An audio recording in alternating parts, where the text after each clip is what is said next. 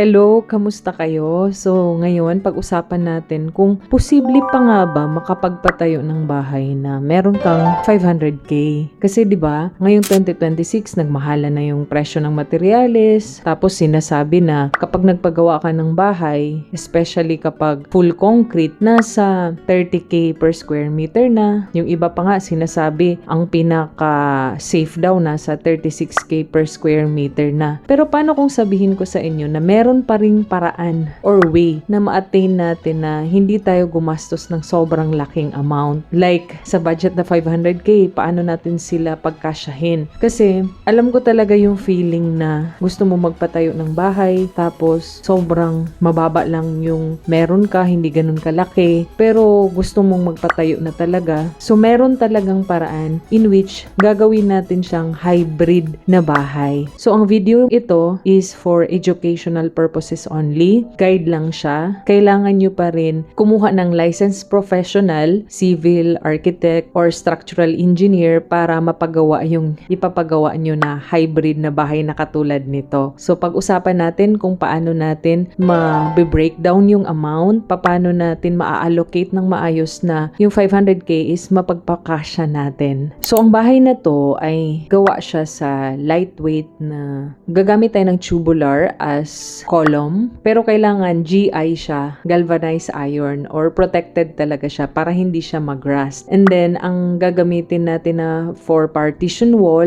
or itong nasa video na to, is that gagamit tayo ng metal studs framing system. So, parang katulad sa ginawa namin na bahay noong 2019, which is hanggang ngayon ay okay pa rin siya. Bale, ang kaibahan lang nito, dun sa pinagawa namin na bahay is that, dun kasi sa luma, or sa pinagawa namin nung 2019, naglagay lang tayo ng paikot na 3 layer ng CHB, tapos gumawa ng slab on grade. Syempre, merong mga bakal na nilagay. Yun na yung mismong pinatungan nung framing natin, yung steel framing natin. Pero ito, sa design na to, 5x6 siya or 30 square meter lang. Compare dun sa bahay namin nasa 42 square meter, which is 7x6. Ito, 5 meter by 6 meters. Dito, maglalagay tayo ng 4 na footing. So, nakabaon yan. Lalagyan din natin siya ng plinth beam or tie beam paikot para mas maging stable siya. So, kung may settlement man, sabay-sabay silang bababa. Yung upgrade natin dito is nagdagdag talaga tayo ng mga footing at saka yung beam, tie beam niya or plinth beam. Kasi para sigurado sa structural, para pag may mga shaking man sa ground and then may mga uplift force like bagyo, hindi talaga siya matatangay. Pero so far naman yung sa amin, okay naman din yung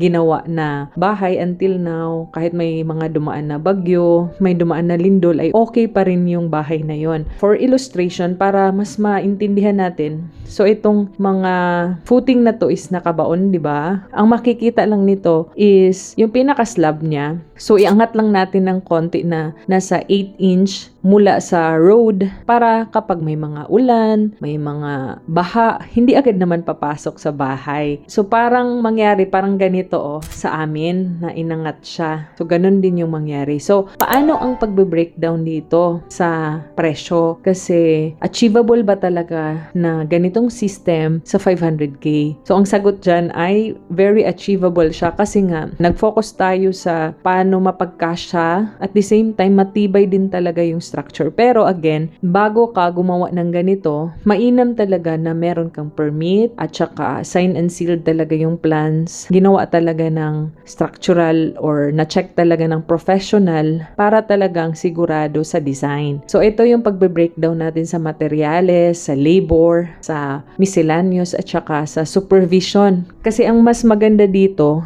kailangan talaga natin na kapag ginagawa yung project na to, may mag-supervise na professional. Kasi yung setup natin dito is self-managed. Hindi tayo kukuha ng contractor. Kasi pag kukuha tayo, mas tataas dito yung presyo pwede pa nga mapababa pa ng 500k kung strategic at saka yung mga nakuha ng mga manggagawa or gagawa is that okay talaga sila magtrabaho. So ito, simulan na natin yung pagbe-breakdown. So para mas maintindihan, gagawa na lang tayo ng 5 sobre. Una, ilalagay natin yung para sa materyales, which is 280,000. So kasama na dun yung mga bakal, semento, graba, buhangin, metal studs. Kung ang gagamitin mo ay fiber cement board, ano na to siya, double wall na, may wall sa labas at sa loob. Hindi na siya yung single kasi pwede din naman single wall lang. Pero ang gagawin natin talaga is yung closed na talaga, may ceiling na, lalagyan na din natin ng mga windows, ng doors, kasama na electrical, yung livable na talaga, yung lilipat ka na talaga sa bahay. So yung ialat natin na materials is 280,000 pesos. Next, sa labor naman, mag-aalat tayo sa labor ng around 130,000. Yung bahay na to, yung hybrid house na to is gagawin lang natin siya ng 8 to 10 weeks. Kung kaya ng 8 weeks, mas okay. Kasi yung sa amin naman, nabuo talaga yung 42 square meter na yun is around 20 days, ano na talaga siya, sarado na. Pero yung pag-finish niya, hindi naman siya totally talaga namin lahat-lahat natapos. Kasi lately nga lang namin nalagyan ng ceiling which is gumawa na din ako ng video no na magkano magpagawa ng ceiling, tapos ano yung naging result nun. So may video na din ako. Pwede nyo na lang panoorin pagkatapos ng video na to. Mag-aalat din tayo ng 60k para sa pagkuha ng permit, miscellaneous, tsaka yung mga consumables, kung ano yung mga kailangan na maliliit. Doon na din natin kukunin sa 60,000 pesos. Maglalagay din tayo sa pang-apat na sobre, yung 30,000 pesos para naman yun kapag kukuha ka ng professional na, example, ma-negotiate mo siya na engineer or architect. Since kayo ang pinadrawing ko, pwede ba na kayo din yung mag-supervise or mag-per-visit yung pagbayad sa kanya. Yung titignan lang niya yung mga critical area like sa buhos or kapag nasunod ba yung pagka-design nung sa footing at saka sa column connection, kung maayos ba yung pagkagawa ng framing, yung hindi ba wala bang mga loose na connections. So, ganun. So, pwede kang mag-alat ng 30,000 dyan. So, pang-apat pa lang yun na sobre, no? Bakit ginawa ko pala yung pang-5? So, kung gusto mo pa ng additional pa, example, maliban sa 500k mo, gusto mong lagyan pa ng additional pa na 50k, pang-buffer lang talaga. Kapag meron kang mga upgrade na gusto gawin na, instead na ceramic yung tiles ang ilalagay, sasabihin mo, gawin ko tong porcelain kasi mas gusto ko yung design doon. Basta kung may mga upgrade ka, kahit pa paano, meron kang pang-5 sobre na dun yung idadagdag mo yung 50k na yun para sa mga gusto mong abubot or mga additional pa sa yung bahay. Kasi minsan kasi talaga, kahit na tapos na yung bahay, tas may mga naisipan ka na upgrade, gusto mong pagandahin dito sa labas, magde-design ka sa loob, ganun, maglalagay ka ng mga cabinet, hanging cabinet, ganun. So, may chance talaga na yung 500k mo na inalat, tataas ka talaga dyan. Depende talaga kung may mga additional ka na gusto. Kaya yung pang-5 sobre is yun yung ialat mo na at least 50,000 para sa mga additional mo pa na gustong idagdag sa yung hybrid house na pinapagawa. So ang pinaka-goal ng bahay na to is ginawa natin siya na robust pero lightweight siya. Yung tipong sigurado ka din sa structure. Kaya kung ipapagawa mo or magpapagawa ka ng ganitong design, kumonsulta ka talaga sa isang professional na malapit sa inyo para siguradong safe din yung ipapatayo nyo. Hindi ibig sabihin na mura lang 500k, hindi na matibay. So nasa workmanship din talaga yan at kung paano ito ginawa talaga. Paano ito ginawa, paano ito minanage. Kasi mamaya nag-self-manage ka tapos hindi mo alam yung pagkasunod-sunod or hindi mo alam na yung mga materials na ni-request is sobra-sobra tapos masasayang lang. So kahit papano, control din talaga. Kailangan din talaga natin na maging maingat sa mga nire-request na example ng foreman mo. Kailangan kahit papano yung mga materials is controlled, nakalista at may nagbabantay talaga sa site.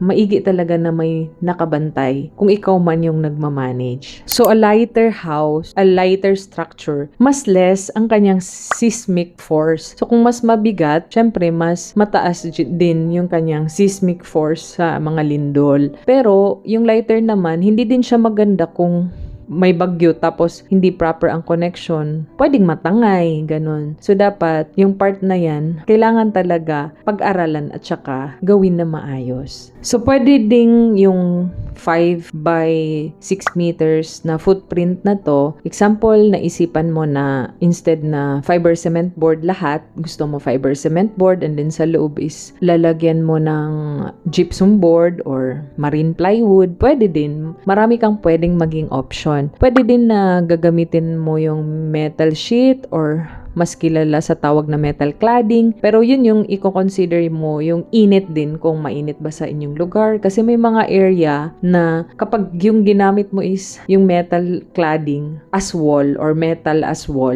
okay siya, hindi siya mainit, hindi siya ganun kainit. So kung nilagay mo siya sa mainit na area, grabe, 'di ba? Sa concrete nga din, 'di ba, sobrang init. Isa sa disadvantage talaga pag mga lightweight like katulad nito or mga fiber cement board, mga ganitong drywall, ganun. Ang kanyang noise lang talaga compare sa CHB, mas okay siya in terms sa noise kasi maririnig mo yung mga tao nasa labas, ganun. Iba siya kesa sa concrete. Pero kung magsa-soundproofing ka, maglalagay ka ng mga palaman bago mo talaga i-double wall, additional din siya na gastos, 'di ba? Pero itong bahay na to, itong nasa presentation or drawing is naka 2.9 meters yung height nito. So, para hindi siya ganun ka init or medyo high ceiling siya tignan, hindi na natin pinalampas ng 3 meters para iwas din sa mga buckling, ganun. So, mas okay kung at least 3 meters yung pinakamataas. Pero dito sa atin sa design is 2.9 meters lang yung pinakamataas niya na height. Yung ventilation, kapag may mga changes naman, example lang to, illustration lang talaga to, kapag nagustuhan nyo na mas malaki ang mga bintana na ilalagay or magdadagdag kayo or mas gusto nyo na jalousie, windows. So, nasa sa inyo. Basta yung allocation natin, yung 5 envelopes na yun is naka-separate talaga para alam mo na hindi ka mag-i-exceed or saan mapupunta talaga yung pera mo. Mas maganda din dyan is ipa-detail breakdown mo yung mga kailangan na materyales and then ipa-canvas mo para mas makumpara mo yung mga presyo kasi sa price kasi talaga kapag may natipid ka sa part na yun, I mean, may supplier kang nakuha na mas mura or mas cheaper, mas maganda. So, kapag na-design na ito or napadesign mo na sa isang professional, meron naman yung mga specification ng thickness, gano'ng kakapal, gano'ng kalalim yung hukay dapat. So, dapat lang talaga siyang sundin. For illustration, yung sa atin, ano lang to, para ma-imagine nyo paano siya gawin. Kung ikaw ba ngayon,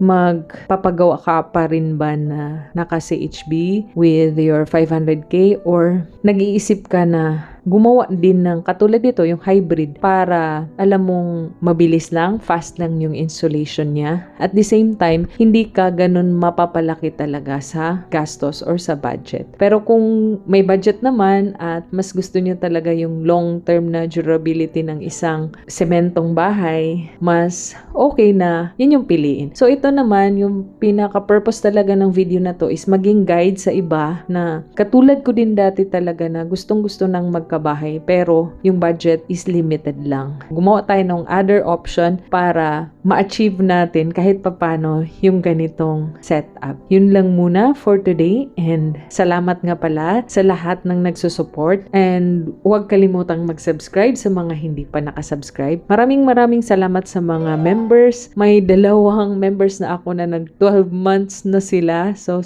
maraming salamat. At sa iba pa na naging member ng aking channel. Yun lang muna and see you again sa aking susunod na video. Bye!